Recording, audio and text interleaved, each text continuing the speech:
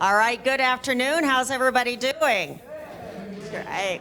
Well, thank you all for being here. Another big Sunday to talk about what has happened in the legislature the past session. Some of you probably recall it's a very condensed session this year. In fact, we've already adjourned for sine die. Normally that doesn't happen until more like middle or end of May, sometimes a little later. So again, this was a very condensed session by design, which kind of made things even trickier than in the past in terms of navigating bills and trying to get good decisions made. So anyway, we are so glad you're here. I brought my poster along. Some of you may recall last time we talked a little bit about Senator Roger Marshall and the town halls that he's sort of been conducting and leaving early. And in fact, one of them, what did he say? That he accused people in the audience of being paid attendees.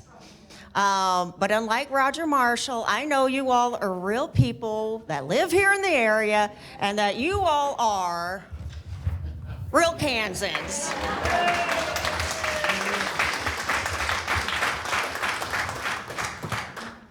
So again, thank you all for being here. We're going to have each of the representatives talk for a few minutes, a little bit about their committees, maybe the major things that happened, and we're going to try to keep it like around 4 or 5 minutes each person because we know you all have questions about a lot of the things that happened. So like I said, we'll try to move it along and then turn things over to you all for your questions. So Heather, if you would please go ahead and let us know a little bit about what happened in your committees and maybe 2 or 3 major things that we need to really be on the look for.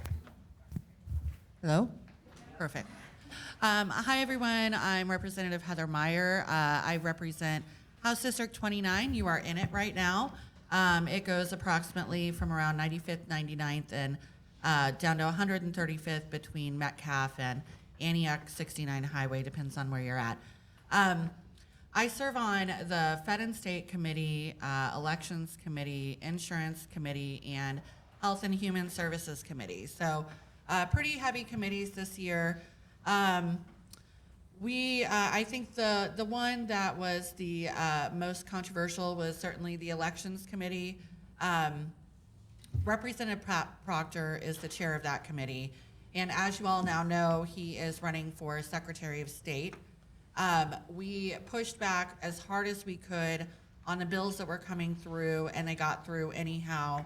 I had offered an amendment on the 3-day grace period bill that was completely reasonable to extend, the period to 45 days before the election, and that didn't get through. And there was just not much that we could get passed, amended, or do anything reasonable to because he wanted his brand of election fraud conspiracy bills to go through, which unfortunately they did.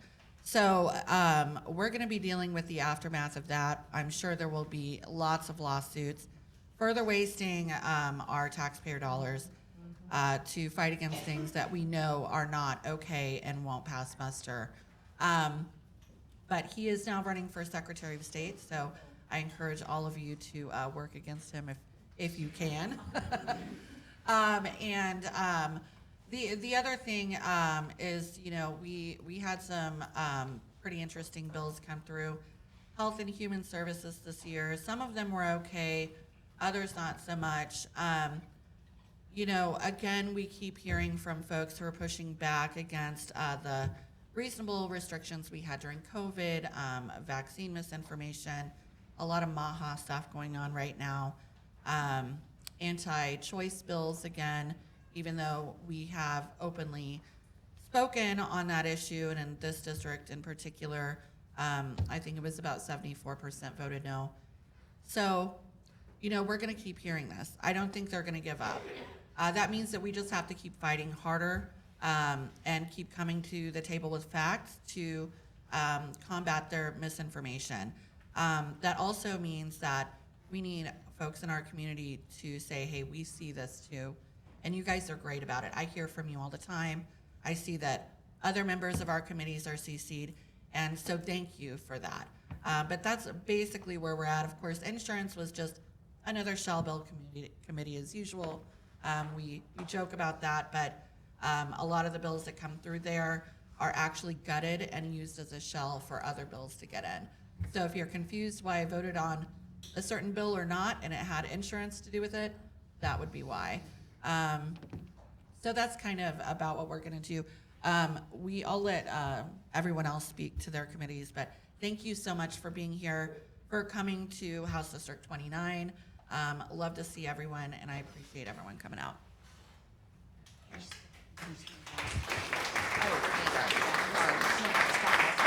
Oh, got it. Hi, I'm Dan Osman. I'm a representative for District 48 that goes from here 119th Street up to 159th Street, Schweitzer to Metcalf, and so we're right on the edge of it in Heather's district. And so this is my third term in the legislature. I serve on federal and state affairs, commerce, labor, and economic development, and the ranking member on judiciary.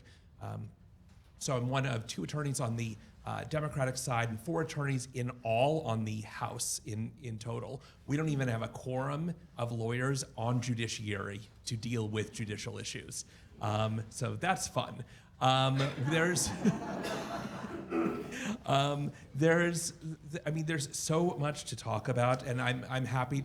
I really want to get to your questions. We've got a whole list as well of things that we dealt with in the veto session. I'm happy to go through all of them, but I really want to get to your questions as to what's going on. But yeah, there's a lot of bad things happened this week, and a lot of bad things happened throughout the legislative session. That's not to say that it all was bad. We actually did do some good things in judiciary as well. And you know, I'm happy to talk through really anything that you guys want to talk about, but right now I'm going to pass it on over to Representative Sawyer Clayton so that we can continue on. Thank you.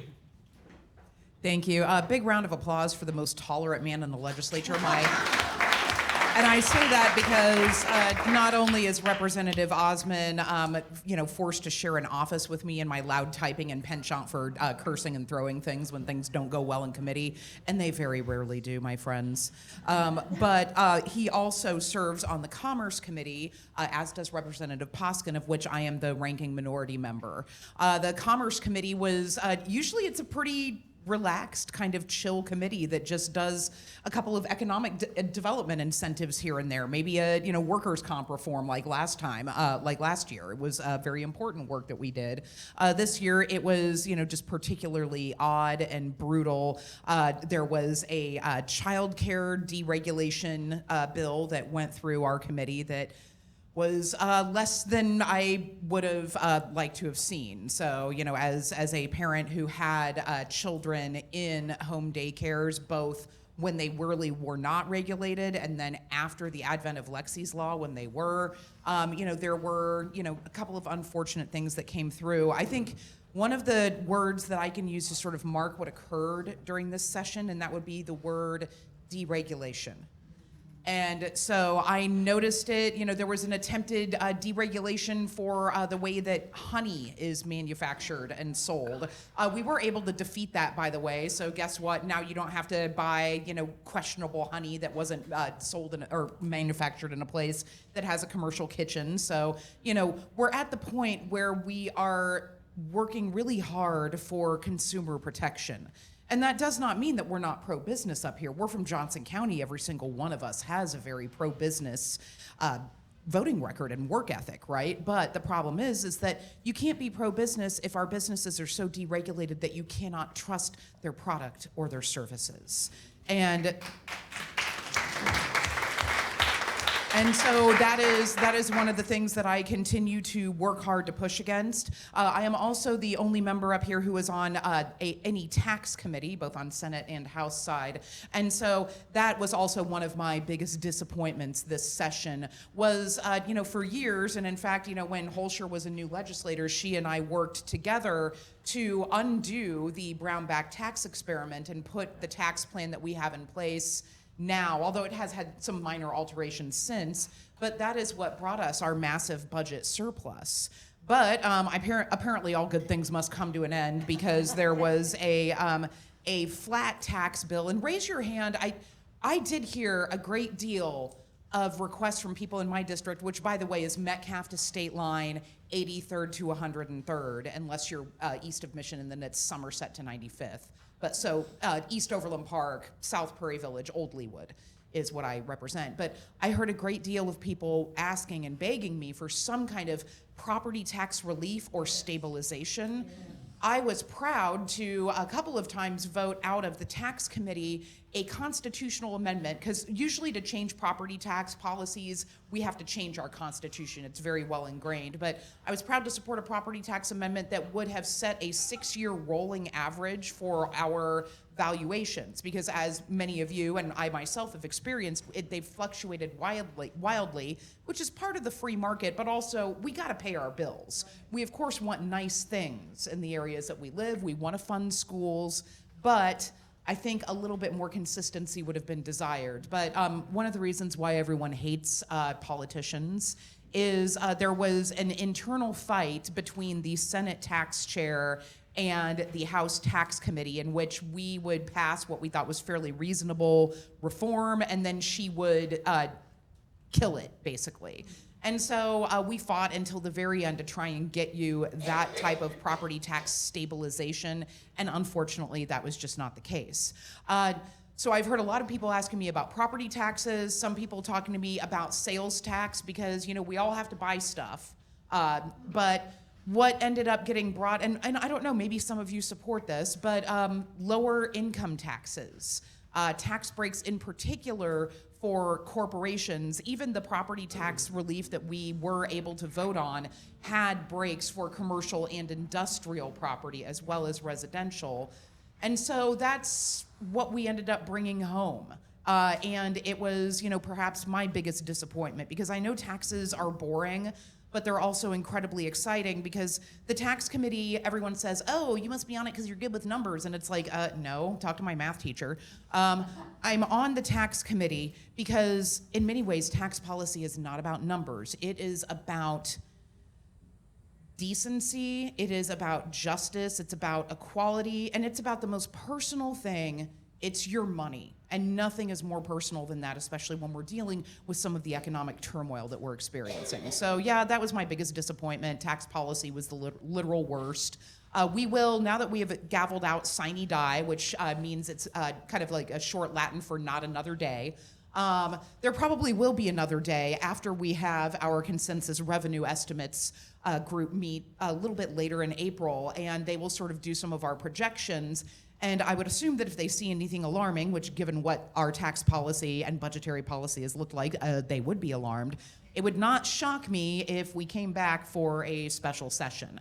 Now remember, there are two ways for a special session to be called. You either get super majorities from the House and the Senate to basically write a letter to the governor asking for a special session. We did that once when there was some anti-vax thing in 2021, or usually the governor calls it. So in this case, I do not think we get 2/3 of legislators calling for special session. Just, you know, if they were voting for all of that awful policy, I think that they were fine with it the way it is. So this sort of is up to our executive at the state level. So we'll stay tuned. I look forward to your questions, and thank you for allowing me to serve you. Thank you.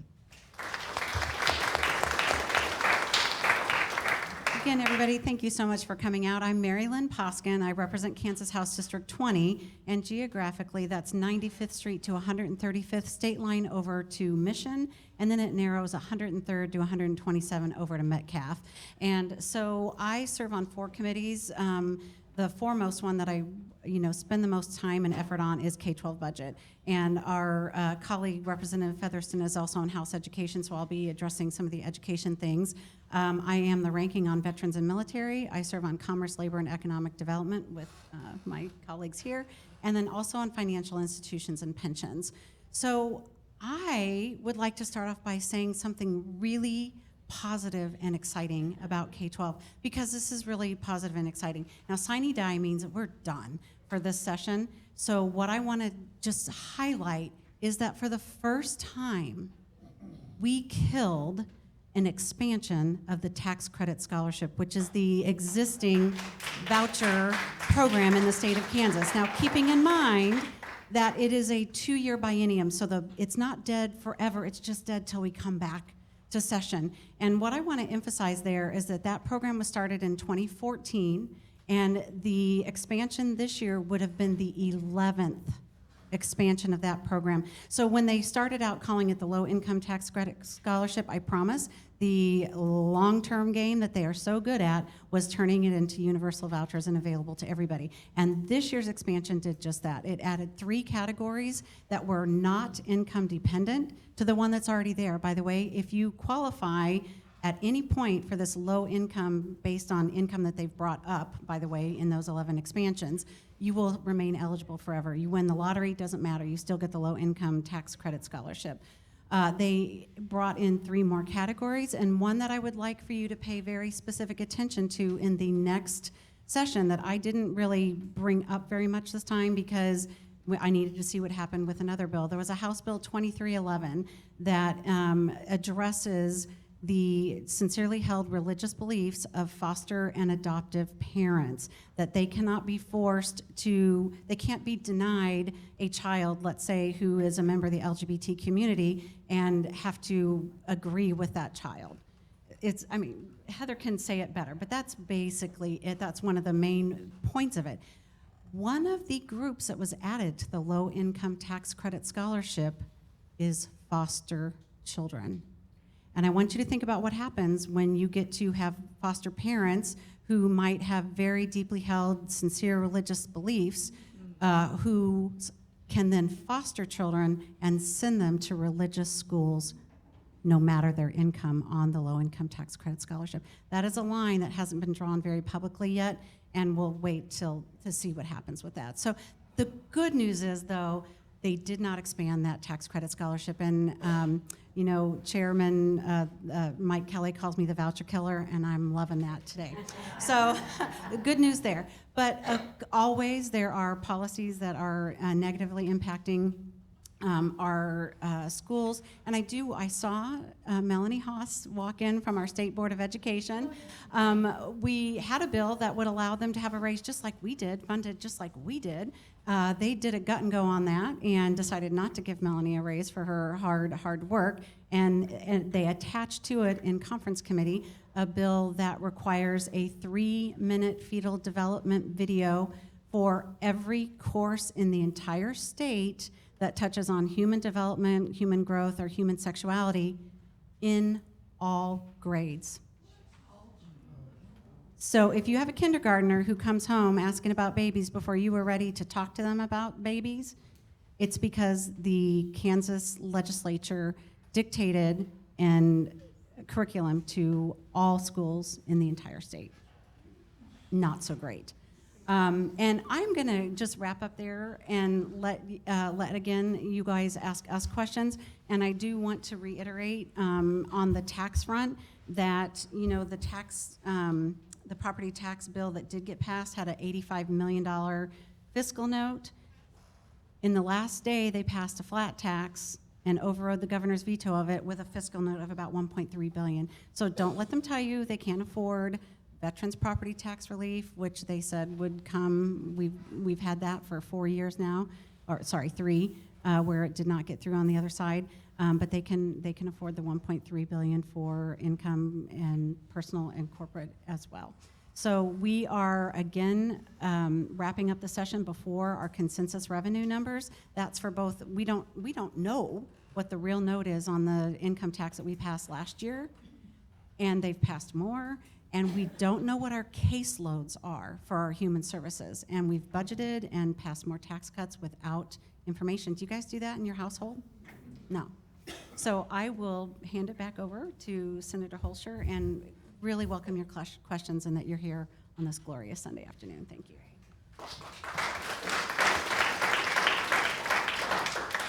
I will just go very, very quickly with a couple very important points. As Mari-Lynn pointed out, we were able to defeat vouchers. We actually had a massive voucher bill in the Senate, and due to a lot of work to try to ensure that our peers understood the real impact of vouchers and what it would do to their communities, it did not get the numbers that Republican legislative leaders thought they would get.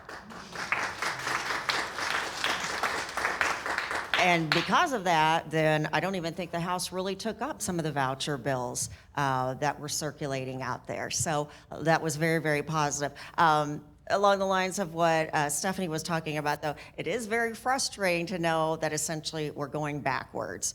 We worked so hard, 2017, working to put together a tax plan to end the Brownback experiment, get us back on track, and bring economic stability to the state. And sadly, what has happened now is, with the legislative supermajority in control, this budget that we passed this year, and I say we, not me, the budget that was passed this year would put the state $480 million in the hole within 3 years. Again, very frustrating knowing how hard we worked to dig out of a massive hole from the Brownback disaster. I want you to keep in mind, this is not the governor's budget. This is not a Democrat budget. This is the budget that extremists of the supermajority legislative leadership wanted. And because they have such huge numbers in both chambers were able to push through. So we'll talk more in depth about other issues. I did bring a couple of things for you. We'll talk about veto overrides. I have a handout for anybody who wants it afterwards about all the vetoes that the governor made, has her explanation, her reasoning as to why certain things were vetoed. In the Senate, all of those were overwritten. I think all but 3 in the House, maybe? Does that sound right? Interestingly, when it came to the budget, the governor has the ability to line item certain things. If she sees money's dedicated to something that is concerning, she can line item veto that. Normally what happens is each one of those items is brought up for discussion and a potential override. But again, because we have this supermajority of extremists, they took them all and put them in one bundle and voted on all of them. And they were overridden that way. That's a concern because it takes your voice out of the process. I'm there to represent you and to debate on these bills and these line items and to vote the way you would want me to vote. But again, we had that taken away from us by this bundling of all of those line items. And again, that passed. So that's kind of, like I said, where things are overall. I also brought for you, and these handouts are on the back table. This is a snapshot of some of the major bills that we voted on this year. Medicaid expansion was brought up as an amendment. Let's see what else. Safe storage amendment, things that are very important to people. So what you will find on this form is basically an outline of those bills and how legislators here in Johnson County voted. There has been the perception for many years that every legislator in Johnson County supports education. Very sadly, that's not the case. And a lot of our legislators honestly are out of line with the views of the people when it comes to Medicaid expansion, reasonable gun laws. So that's what this is representative of, and the data is on there for you. So we will go ahead and start taking questions. I will ask, I'm going to pass this around, sign-in sheet, just put your name and your email. We will not sell your information to someone suspect or anything. It's just for us to communicate with you and ask if you want to be on our newsletter distribution list. So any questions out there? Just kind of a general statement, but it's very, very frustrating when we're told, make calls, send emails, all of this. Does it really make a difference? And could you talk about that?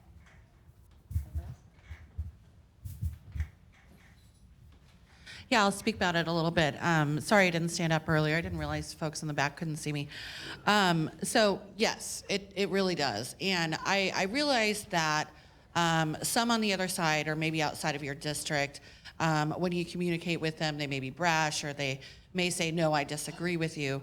But the important part about it is, and emails, I think, more than anything, is that they now have a list recorded. It is in their email inbox of people who either support or oppose that legislation or a certain policy issue or something like that. I heavily depend on it. I may not have the time to email everyone back really thorough emails. Sometimes I'm like, thank you, I got it. But I do have a spreadsheet where I keep track of everything and how many emails I've received from in the district, outside of the district, where people are at, and then I look at that and I use that to consider how I make my decisions. Now, I don't know that everyone does that.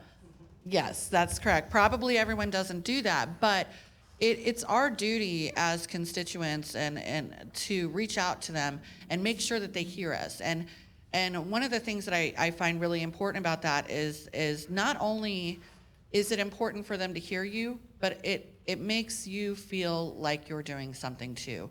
And I think coming from an activist background where I did a lot of grassroots advocacy, that was one of the biggest things, and that was one of the biggest drivers for folks to get out there. Together, we can make a difference.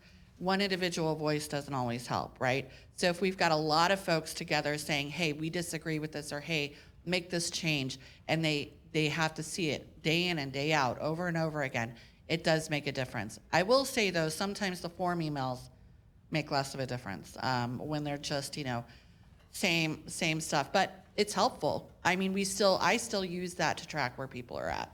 So, anyway.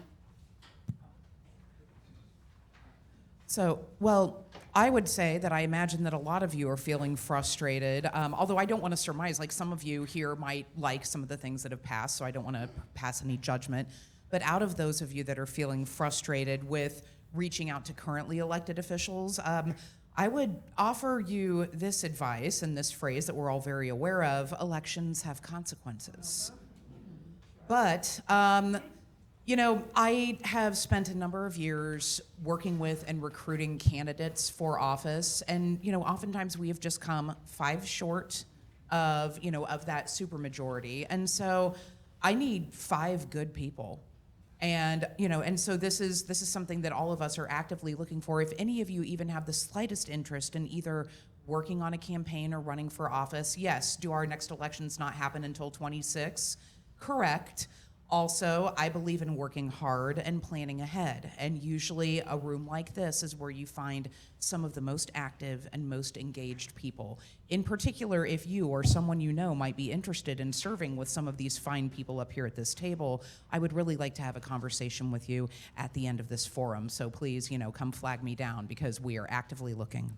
That's how you create a lot of the change. Thank you. You can go ahead and clap for me. Thank you. Am I on? Okay, cool. Yes, reaching out to us, I can say to us, does make a difference, and we do listen. I try to respond to all of my constituents in the manner in which they respond. They've addressed me, whether it's email, I'll respond back in email. I read all my emails. If it's a phone call, I'm going to give you a phone call back. Some people write letters or postcards, and I try to write them letters or postcards back.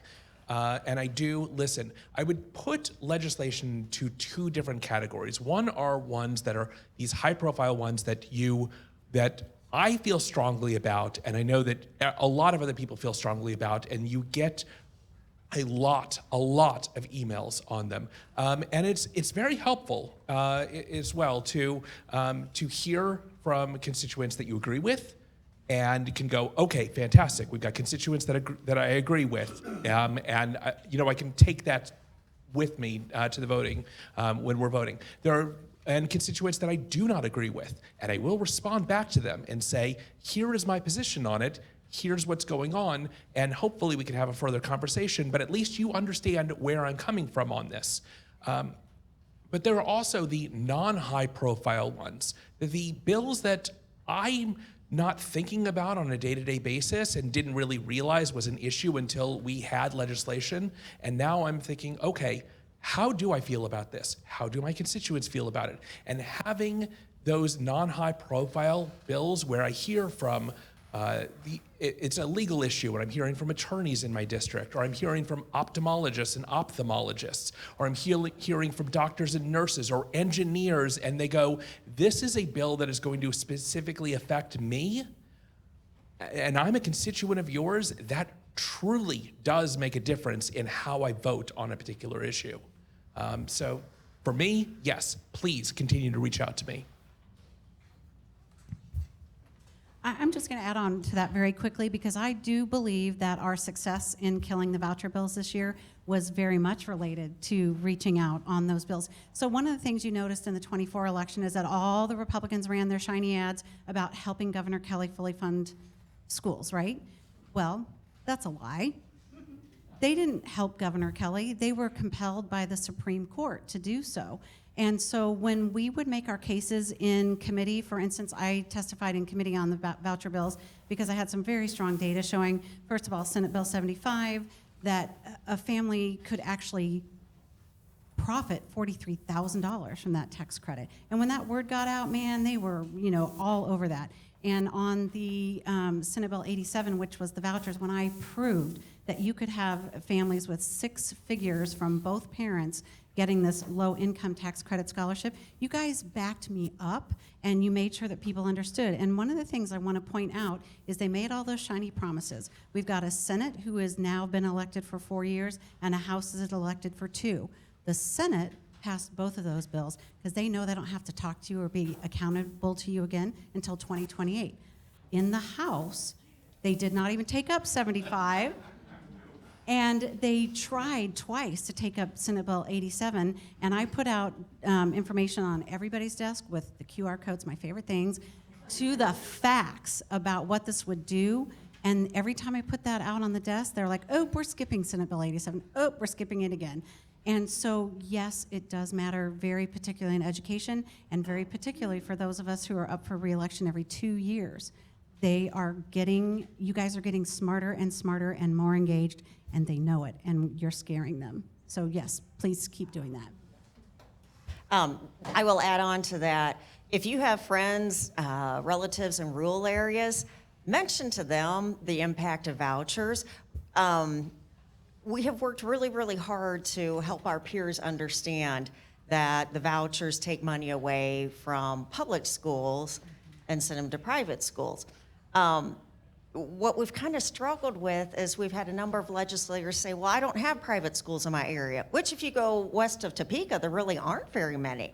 And so a number of legislators will say, well, this really won't impact my area. Well, of course it will, because the money only comes from one area. So if you're taking money away from public schools, it's across the state and sending it to private schools. So the impact is really strong in some of these rural areas because you have to think about the fact that in some of those communities, they've lost their hospital.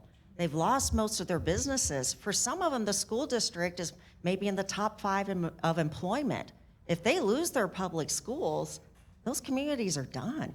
There's no reason for anyone to stay there because the public schools have been the hub of the community. So again, reach out to your friends and relatives across the state and let them know, this is the thing, the public schools that are holding their small communities together at this point. And to Stephanie's point, I will mention the die is cast to some degree. If you look at the vote log, there are noticeable trends in terms of who's supporting things that the people want and who's not. So yeah, Senate won't be on the ballot again until 2028, but next year, every representative is on the ballot. So we can have a huge impact next year because, again, flipping a few seats from people who aren't aligned with the people to legislators who are will make a huge difference. And again, that work has to start early. The first election I ran in 2016, I started, 14 months in advance. It's a lot of work to unseat an incumbent. You got to raise a lot of money. You've got to knock a lot of doors. But we know how to do it. So like I said, you got to plan way ahead and kind of what is that? Plan your work your plan.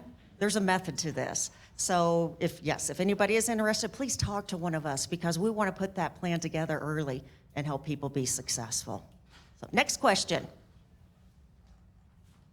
Oh, this is weird, not as many hands. It's like last time everybody's raising their hands. Okay, I'm gonna go to the back and then I'll come to you.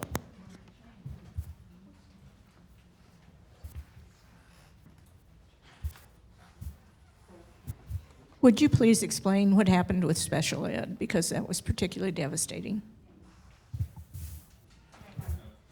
Well, thank you for bringing that up because I was so excited about telling you the good news about vouchers, I forgot to tell you the bad news. So So once again, our schools are fully funded according to the Gannon lawsuit because the Supreme Court requires it, okay?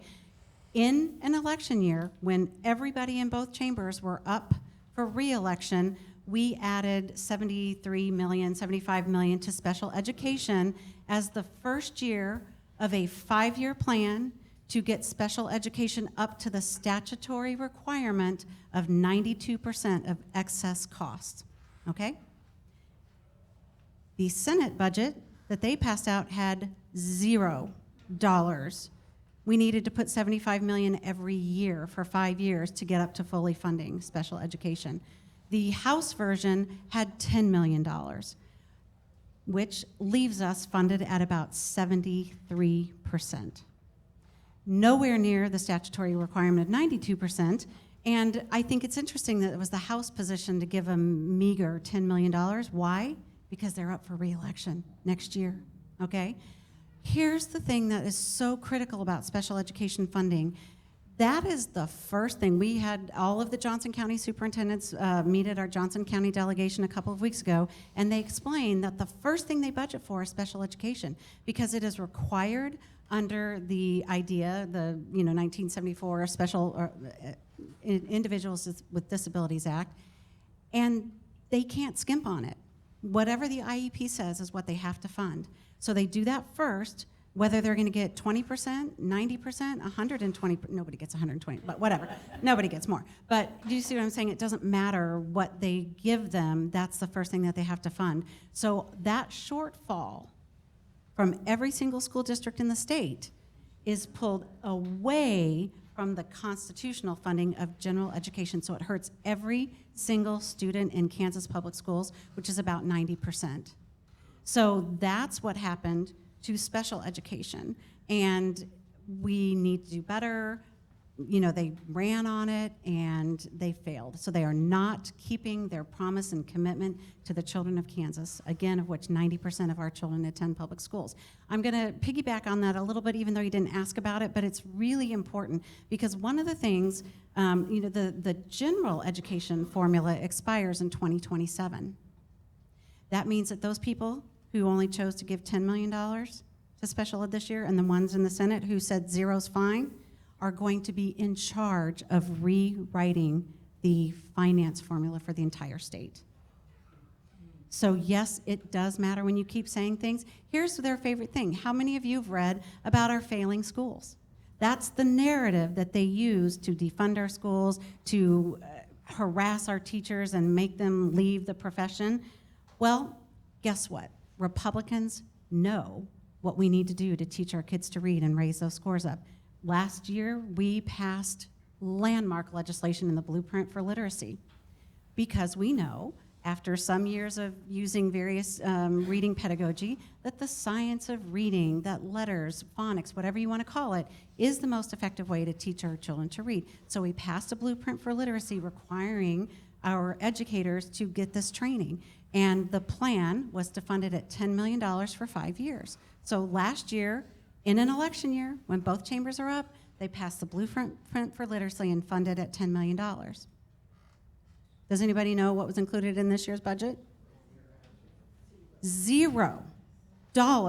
But the requirement is still there in the law for the educators to be trained. But there are $0, and it's $40 million short as of today for the next 5 years. So do not let them get away with that. And that was the sad part. That was the not so great part that I didn't want to say before. But thank you for the question about that, and hold their toes to the fire. Yes, sir. I'd like to know about property taxes, and he said the amendment got defeated, but what all did the legislature accomplish on property tax, reform and valuation and things like that? I'll jump in here and then let somebody else. Honestly, the best thing we can do as a legislative body to impact your property tax is fully fund schools. Because when that doesn't happen, the money's got to come from somewhere. And guess what? What we've seen happen every time is that if schools are underfunded, the property taxes go up. This is substantial what happened this session in terms of not funding special ed anywhere where it needs to be. not funding Blueprint for Literacy in the other areas. So again, like I said, those are devastating impacts that will affect the property tax. And yeah, there were a lot of promises to deliver on that, but this legislative body, again, the best thing that could have been done was to fully fund our schools. So it's concerning, and I know Mari-Lynn brought some info, and go ahead, Stephanie. So just speaking a little bit more to property tax issues, again, a lot of the constitutional changes, almost, all of those were basically defeated due to, some arguing and shenanigans. And so, again, I am very disappointed in that. But there was another bill that was passed, a conference committee report that was passed sort of at the last minute. And so, anytime, see, usually around November, we get our property tax statement, right? And so if you turn it over, you get it in the mail from the county, and then it talks about which taxing entities are doing what. So we did vote to, and I believe everyone, it was unanimous in the House, to restore the 20 mills at the state level. That's the actual property taxing that we actually do. That all goes to fund education. So that is still a thing that's happening. And then there was an effort, it was called the ASTRA plan. Some of you, and I realize I'm getting in the weeds here, but there's the local ad valorem tax fund. And so that used to be something where the state would give local government money, sort of their own money back to help them offset costs.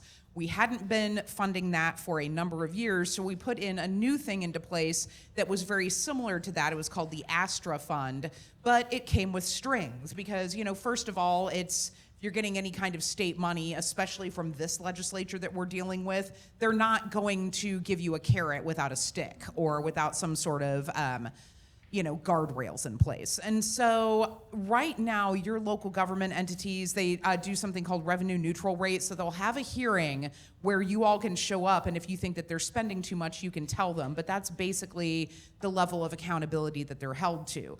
The ASTRA plan went through several different alterations until it became so bizarre that I don't think a lot of local governments would even understand what those guardrails were.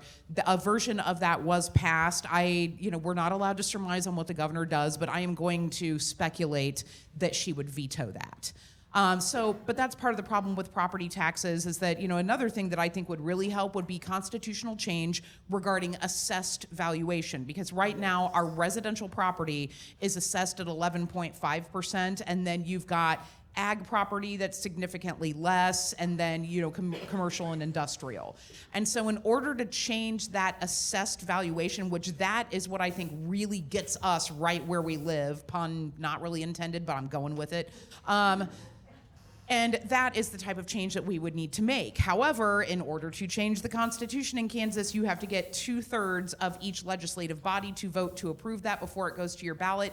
Do you think that the rural legislators are going to let us do that? I say this a lot of times when I'm up there, I'm from Johnson County. You don't like us, but you sure like our money. And that seems to be the way that, they tend to go about things. So we will continue to push for that and to push for other meaningful property tax reform because, the housing market is going to go a little bit haywire. We've also been trying to push just to have more housing in general. And so the low-income housing tax credit, it was in danger of being fully repealed. We were able to kind of stay that execution a little bit and kind of put it, at half of what it was before. And so hopefully we will have more housing built for low-income individuals, because everyone needs a place to live. And part of the reason why we're dealing with these major fluctuations is because of the free market and supply and demand. So sorry about my long property tax speech, but it's kind of my thing. Or I wish it was. I wish I could have brought you something better. I'm just going to tack on to that I brought a sheet that is on the table up there, and it's really funny because it's what Republicans are saying about what they did about property tax, and there's a QR code. That's all. I will piggyback with that a little bit because I was kind of surprised. I think it was on the final day of the session. Several of my peers across the aisle stood up and said, well, I'm so sorry, that this body didn't deliver on property tax. I'm like, oh my gosh, they're admitting it. I mean, they're the ones in control of the agenda and which bills get to move forward. And like I said, several of our Republican legislators stood up and said, we didn't deliver on property taxes. And no, we sure didn't. So, yes, you had a question. I did. Could you explain what the $1.3 billion flat tax is? Yes, so it goes into, it's a little bit complicated. It puts in place what we call a ratchet. So it's sort of a trigger that ratchets our tax rate down to where it will eventually get to a flat tax. So, and it costs a tremendous amount of money. Because, and also one of the problems with the flat tax is that at first it sounds like a good idea, right? Except I have some constituents who are, single parents who are living in Section 8 housing. And then I have some constituents, and I love them all equally, heaven knows, but I have some constituents who are living in, multi-million-dollar homes. Having them all pay the same rate, even the ones that live in multi-million-dollar homes are just kind of like, hey, we know that's wrong. I'm not feeling, so that is, the personification of regressive taxation. And it is a budget-destroying issue. So so I've served with now Senator Holscher the longest. When she came in, I had already served 4 years in the darkest days of the Brownback era, and we were always in the red. You all remember this because you've been taxpayers for a while here. And so one of the problems is that when the budget goes into the red, we are not able to provide the services that we need to. We start getting downgraded on things like bond ratings, and that starts hurting us. And then we have to start taking back budgetary promises. Unlike in back east, we actually are constitutionally obligated to balance our budget. So what we would do is we would barely balance the budget. We would fake balance it, and then immediately the governor would have to make allotments, which are cuts made by the governor's office. We would come back to legislative session, then we would have to do what was called a rescission bill, which is basically us rescinding the funds that we had allocated in order to, keep that budget barely functioning.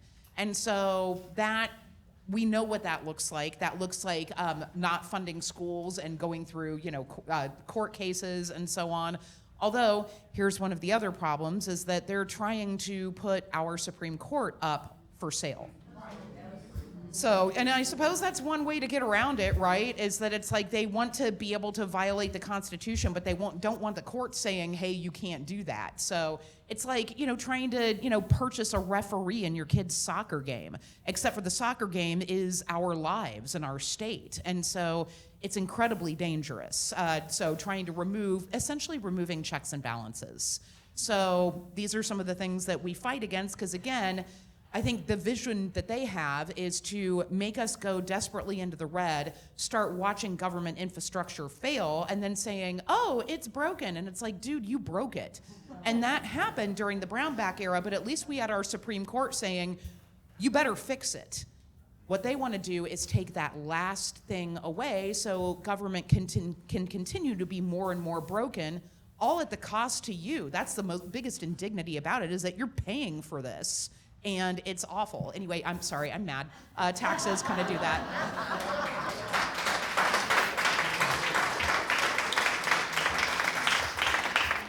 All right. Who's next with the question?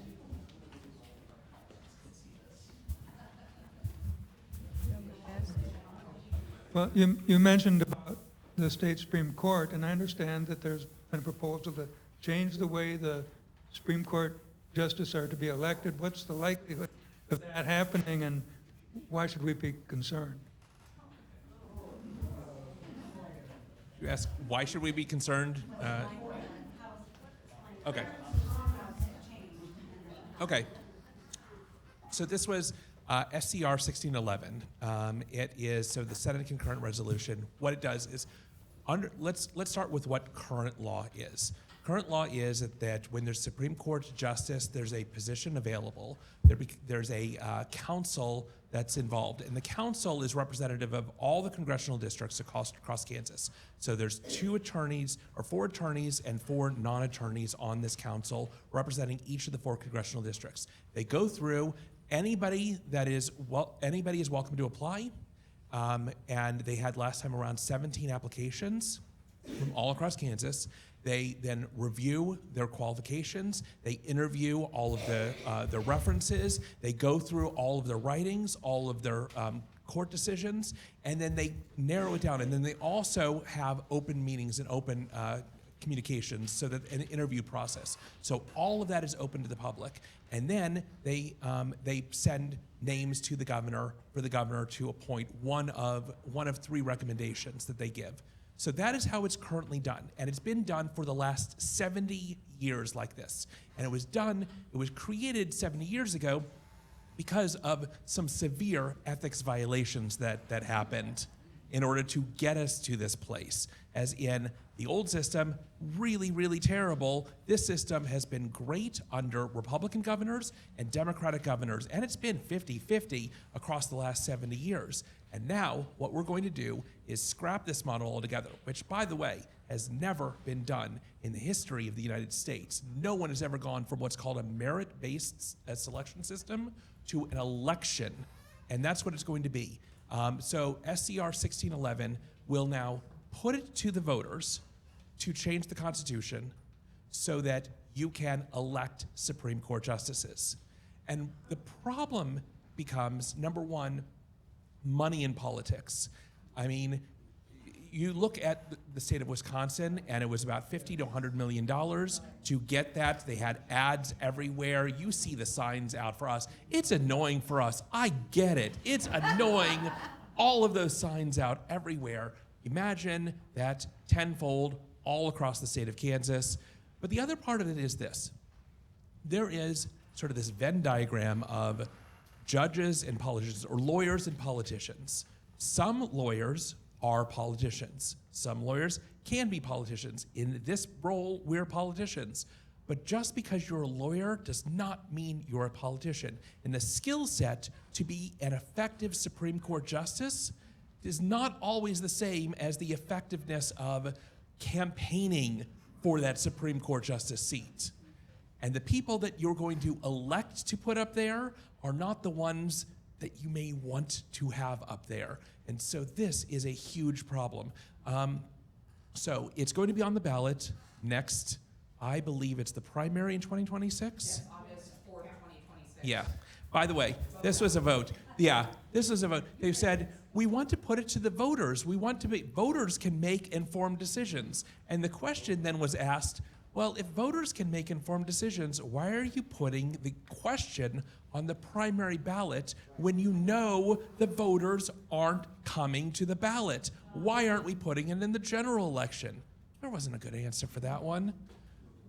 So, no. I mean, I'm happy to talk more about it, but my recommendation is vote no on this constitutional amendment. I have a question about this.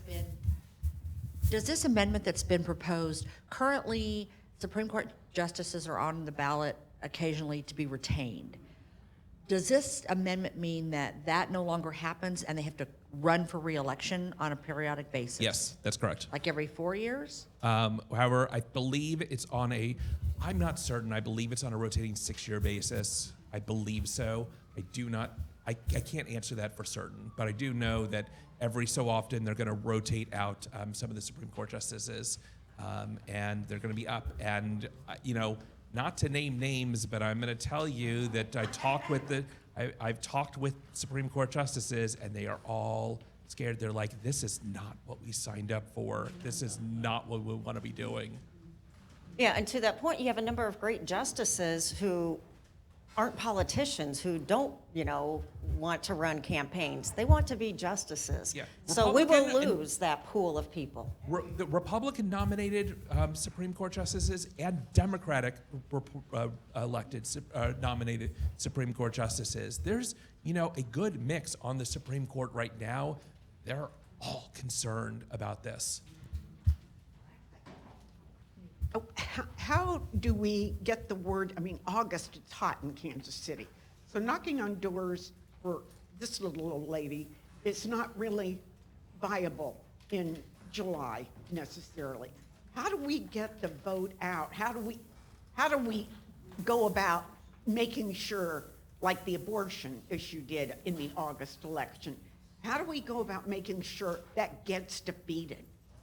Well, now I can say this because it's after Sine Die. If you have a checkbook, people definitely, and I'm not even sure if there is a PAC even yet set up to oppose this.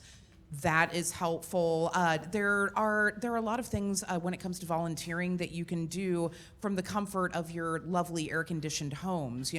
Phone banking is, I hate it. I love text banking. Some of you have probably gotten the text from me, but and text banking is something that a human being runs. A lot of times you might think that it's a bot doing it, but no.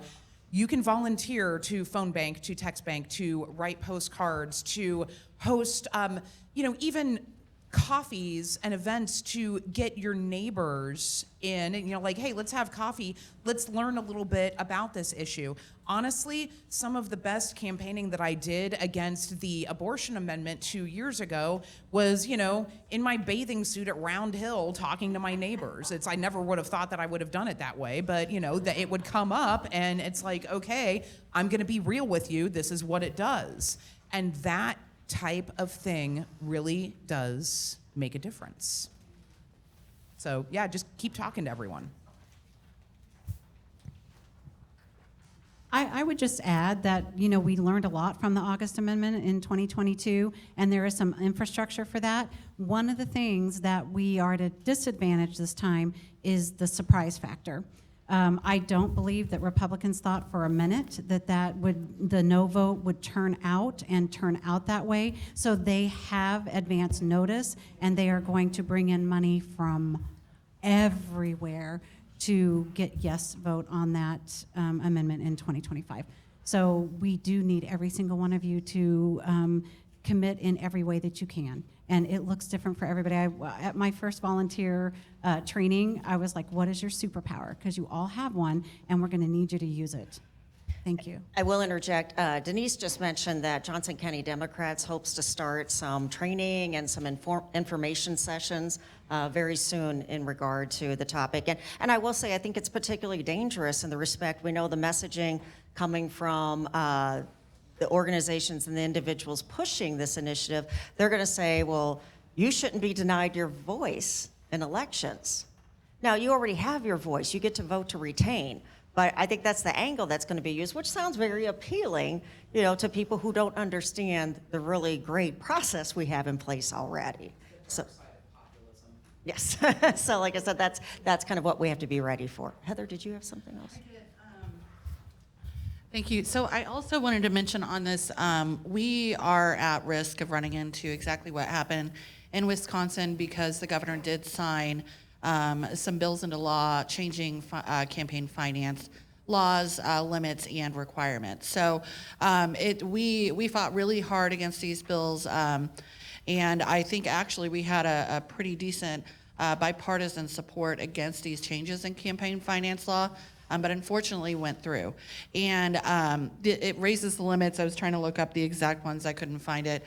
And it also changes the way that PACs and other groups are allowed to intervene in these elections, and that will directly impact judicial selection in the future. So it is very important that we vote no on this. Yeah, to that point, I never hear people saying, we want more money put into elections. I mean, but that's what, with this type of an amendment in terms of judicial selection, that will be injecting millions and millions of dollars into the election process. So, Mark, you have a question. The first questioner's comment really had me thinking. I'm not just frustrated, I'm alarmed. And so I have a two-part question. Part of it is philosophical. How would each of you describe the state of the Democratic Party in this state? And to what degree are each of you alarmed? Where would you put yourself on that continuum?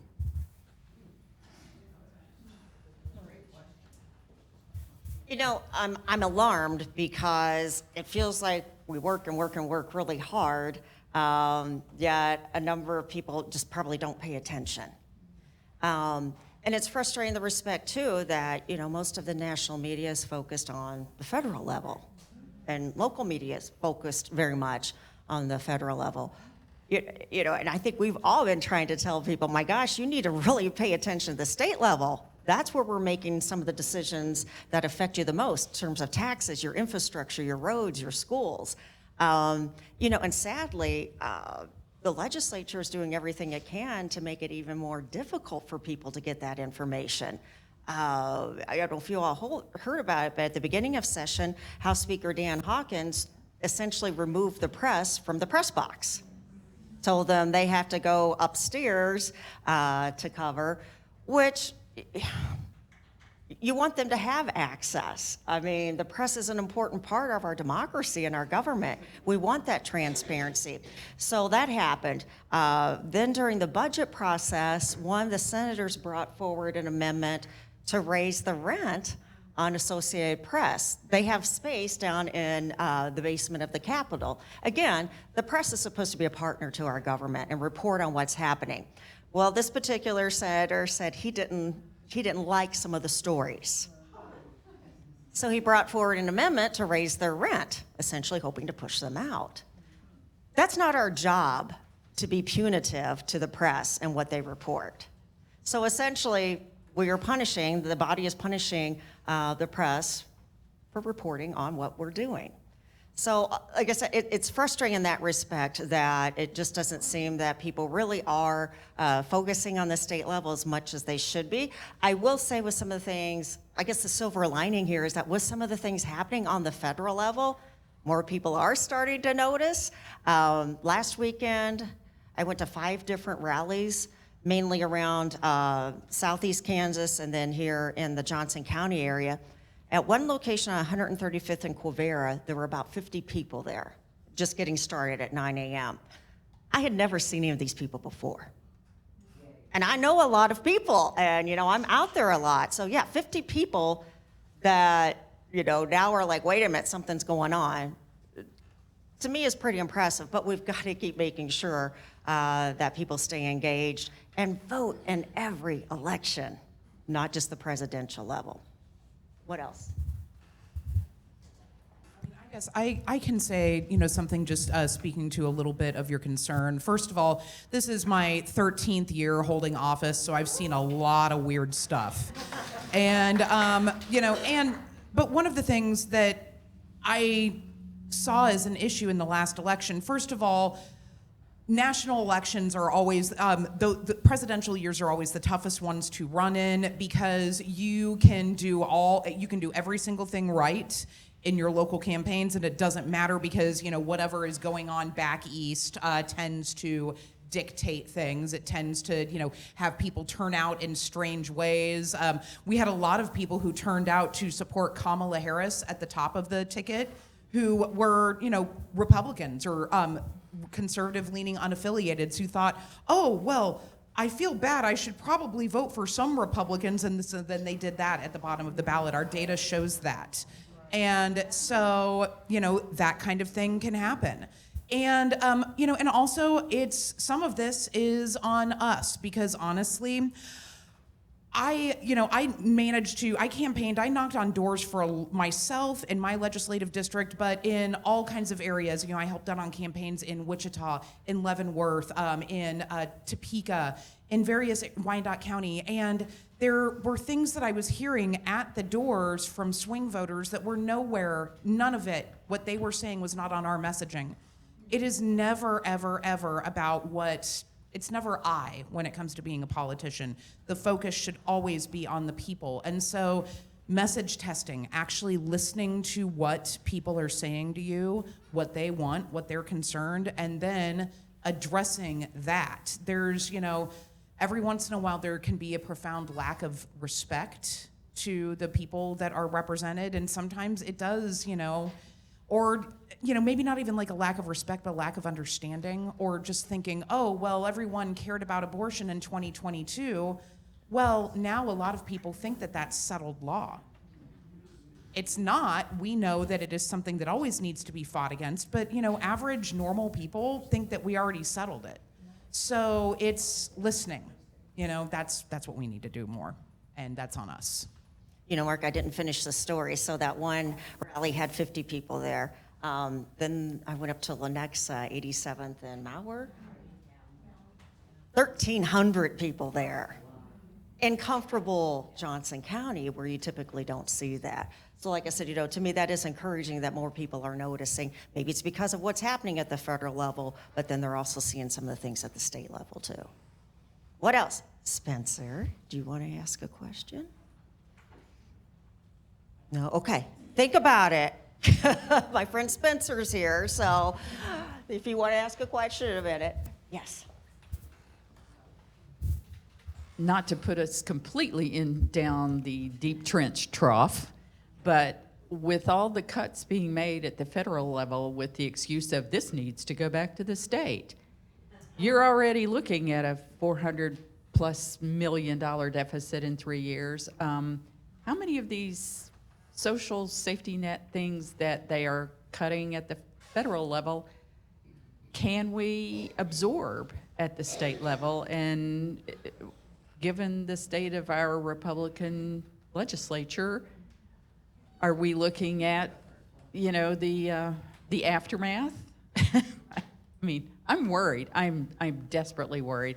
And I spent 20 years in special ed, and I worry so about the schools, but that's not even, people aren't dying if they don't get all their special ed funding, but people will die if they don't get food and medical attention. So what are we looking at? It's not looking good at all. I can't remember how many millions of dollars Harvesters, the food bank, just lost. We don't have money going to our farmers for USAID. We're looking at cuts in Medicaid and SNAP benefits and TANF and everything across the board. And these programs that are vital and so important to low-income and working-class Kansans that help us get to the next level. And I say this as a social worker and as someone who has relied on these programs to come up through the ranks, right? Like, these programs are not for people who don't do anything. These programs are there to make sure that we maintain a safety net for folks. And we have seen time and time again over the last few years that they are cutting vital safety net programs, and this is hurting Kansans all across the state. The federal cuts are just devastating us even more, and I am very concerned. When I look at the hiring practices and the freezes that are going on too, where are we go? How are we going to A, support the people who are losing their jobs, and B, support the families who depend on the people doing these jobs? And as a state, we haven't done anything to address this.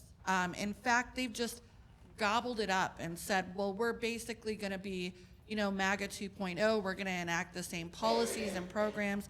We even have our own little Doge type committee called COGE, where they're absolutely not listening to people, contacting them from across the state. I don't have anything good to say about this because I wish I did.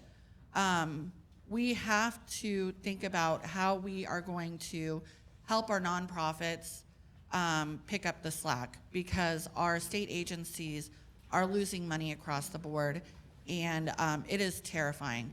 And I am very, very concerned. As someone who has spent her life working with folks in that area, like I said, I'm a social worker, this is devastating. And I think as community members, we're gonna have to do a lot of mutual aid, and we're gonna have to depend on each other, and we are going to have to fight back in a way that is different than we've done before, because the state can't save us. We're already losing millions of dollars a year with the new budget and with the tax scheme that they have put together, and we just don't know where it's gonna come from.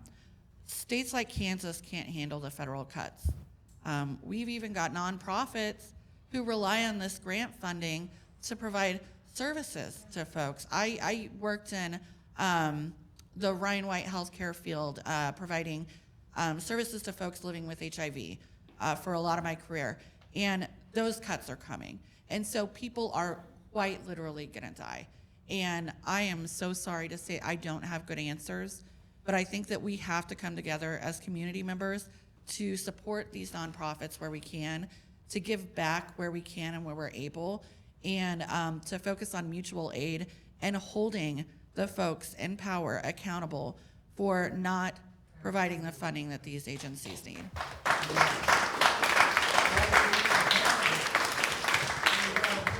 Your question puts a lump in my stomach.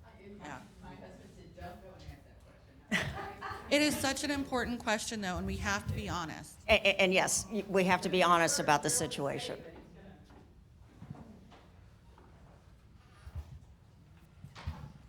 I just wanted to make sure that everybody knows that the new Department of Education Secretary, Linda McMahon, who thinks that artificial intelligence is A1, did strip our State Board of Education and our Kansas State Department of Education of $22.6 million in ESSER funds that were already committed. And guess what? $10 million of those dollars were committed to doing what? Training our teachers in the science of reading. So we will update you if we have any more information about that, but it's touching everything. So $22.6 million is gone from the Department of Ed. I have people who reach out once in a while or on social media will say, you know, why are you so worried about those changes at the Department of Education? They're like, that money's just going to come to the state. I'm like, no, the responsibility is coming to the state, but not the money. So yes, when you compound it with everything else, it's a very, very dire situation. Like I said, it's what puts a lump in my stomach. You know, a couple of weeks ago, as the budget was, you know, kind of coming to, that process was kind of coming to an end, and some of these other things were happening. I like to go try to take a walk sometimes in the evening to, you know, decompress a little bit, try to get rid of some of the stress. And I was like, I can't get rid of this, because it is so severe and it is so concerning. And so at one point, I have a habit of clenching my jaw and grinding my teeth. That's how I deal with stress. And I was like, I'm going to do something different. Maybe I'll take up smoking this year. And I mean, I've never been compelled to, and I didn't start, but yeah, because it is such a concerning situation. That is where we are. And the state of Kansas obviously doesn't want to move in a direction to help. Instead, the state has kind of doubled down. Yeah, yes. I just had a public service announcement to make. For those of you that are interested in protesting, I'm on the board of a group called Boots on the Ground. And if you will Google them, you can sign up for our shared calendar. And there are protests going on at least 3 or 4 times a week on the Kansas side, and then usually some very large ones down in the plaza too. But there's a protest every Thursday at Moran's office, and they will actually let us in and they'll talk to us. We don't go to Marshall's office because there's never anybody there. But yeah, and you will see there are protests going on across the state, everywhere. So it's very encouraging, and it's lots of fun to get out there with your signs. And the police, I haven't seen any police around, police in Overland Park and Lenexa. So it's very safe. I have friends that take their kids and their grandkids. So I encourage you to show up.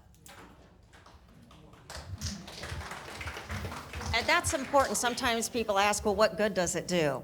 But you know what? You show people in your community, you know, that you're on the same page sometimes, that some of the things that you're worried about are the things that they're worried about, and gives them permission to step forward. Okay. We're doing a big Free State rally on April 27th at 1 o'clock at Thompson Park in downtown Overland Park. And we are going to have numerous speakers that are going to come and talk about how the budget cuts at the federal level have impacted them. Head Start, for an example, trying to get somebody from Johnson County to come and talk about the health department and mental health and those areas, how it's going to impact everyday citizens and neighbors of ours here in Overland Park and Johnson County. My birthday weekend, I'll be out. best way to spend it. I want to mention real quickly, somebody mentioned the Doge Committee. Yes, we have that on the state level, the Doge Committee. I signed up right away to be on that because I figured there would be shenanigans. And there were. I think it was in March, maybe late February, it was announced that we were going to have a portal where citizens could submit their ideas for how to make government more effective and things we should be doing. So I'm the ranking minority on it. I wasn't told anything in advance about this portal being rolled out. It was rolled out kind of as a surprise. And then a number of us were asking, well, when do we get to see the things that have been submitted? And we were told there were like 1,000, in a short time period. And again, several of us kept asking, well, when can we see this information? Because it should be public as it's coming from the public. Interestingly, only a few people were given access initially. And then there was, what can I think of the term? Open records request, thank you. Open records request to have the information shared with other members of the committee, specifically Democrats. That was stalled. Then another request was made. Finally, I was given access, and here's what I will tell you. Overwhelmingly, the answers, the suggestions that are coming in are expand Medicaid. Quit wasting time with committees like this one, in terms of Doge or Doge Committee. Quit bringing up trying to get rid of abortion, because we spoke on that. Again, probably 2/3 were very much things that, the public is aligned on. Now, there were some that came in. So, some of us were like, well, why the holdout on the information? Some thought is that they were just trying to run out the clock in terms of session, so nothing could be said about it. But then, there's also the thought maybe they were going to call through them and only pull out the ones that they liked. But there was an article about a week ago in the Kansas Reflector about the submissions that were made. So if you haven't seen it, I'd suggest taking a look at that. Okay, somebody here. Yes. We've been talking about these very overwhelming problems, things that cannot easily be addressed. How about something that ought to be bipartisan and simple? Safe storage of firearms. I would like to feel safe going to the grocery store. I would like my grandchild to feel safe going to high school. What are we doing about safe storage?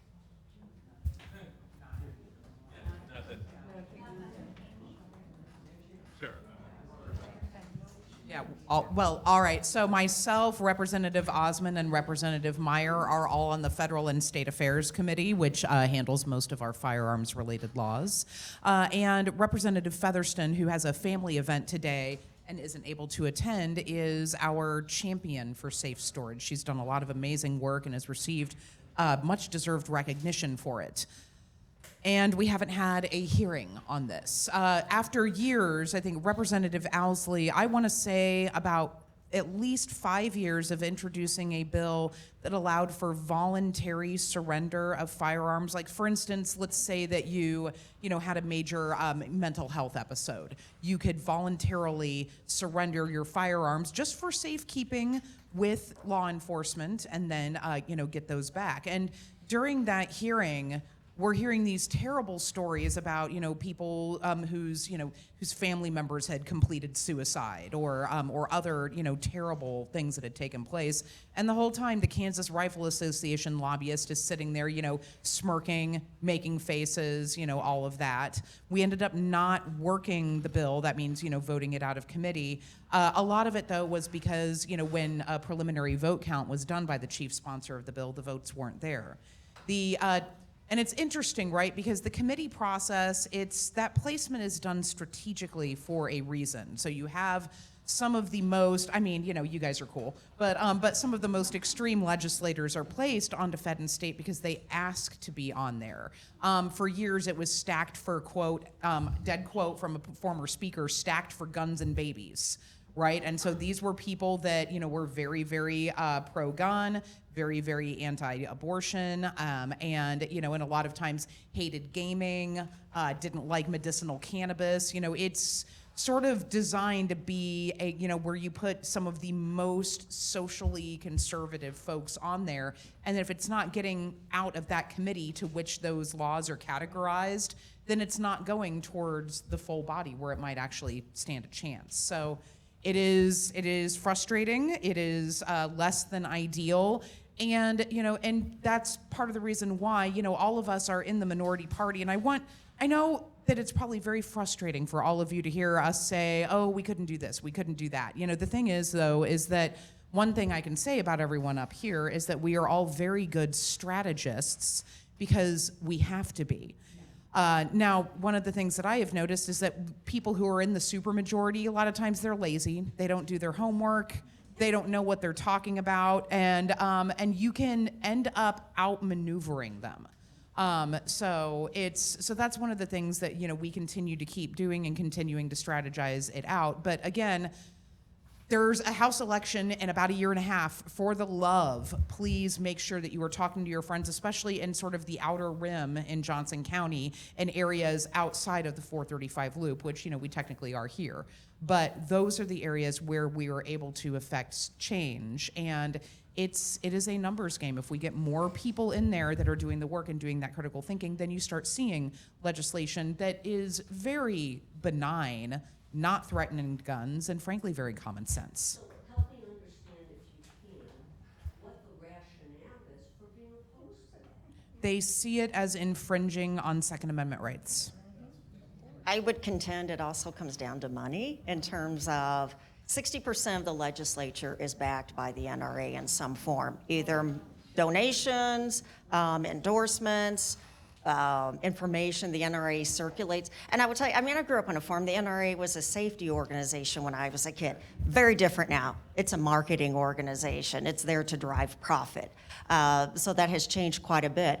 But again, like I said, over 60% of the legislature is backed by the NRA, and they just will not go against that because of the help they get in terms of their campaign. So I did bring forward a safe storage amendment because, again, it should be simple. Overwhelmingly, the majority of people are in favor. So I brought forward that amendment. It is on the log in terms of the fact that it did not pass. Interestingly, one senator said, well, we can't take a vote on this on the Senate floor. It hasn't been vetted in committee. Well, guess what? I've introduced a bill like that almost every year. It's never granted a hearing because they don't want it to move forward. So that is what it comes down to. Is there a way to get it into a different committee? Again, 60% of the legislature, yeah. Can I bring up some more bleak news from K-12 budget? They stripped the $5 million safe and secure school grants, which were given to school districts who have identified in their own district at the local level what they feel might be insecurities for gun safety in their own school districts. So that was stripped. No more. Sorry, even though we'd had folks, that were waiting for their turn. Instead, Christy Williams, who used to be K-12 budget chair, has this favorite thing that she wants to do called, Zero Eyes. And it was granted $10 million through the Attorney General's office. What it is a very expensive program that has cameras all over the school using AI, not A1, using AI. A1 sauce is not going to keep your kids safe.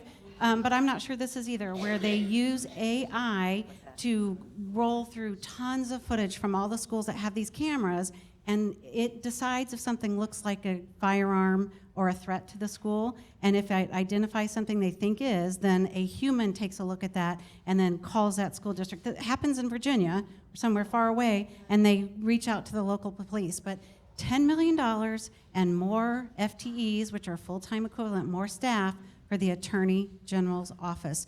And it is not exactly,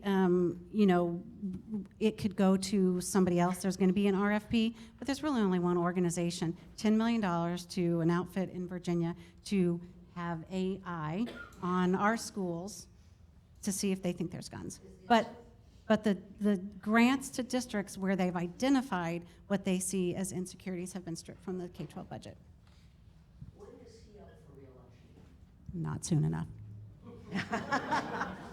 All right, folks, we have come to the end of our time here. We probably most of us will be hanging around. If you have additional questions, they may start pushing us out of this room here shortly, depending upon what else they have going on. Thank you all for being here. Thank you for being engaged.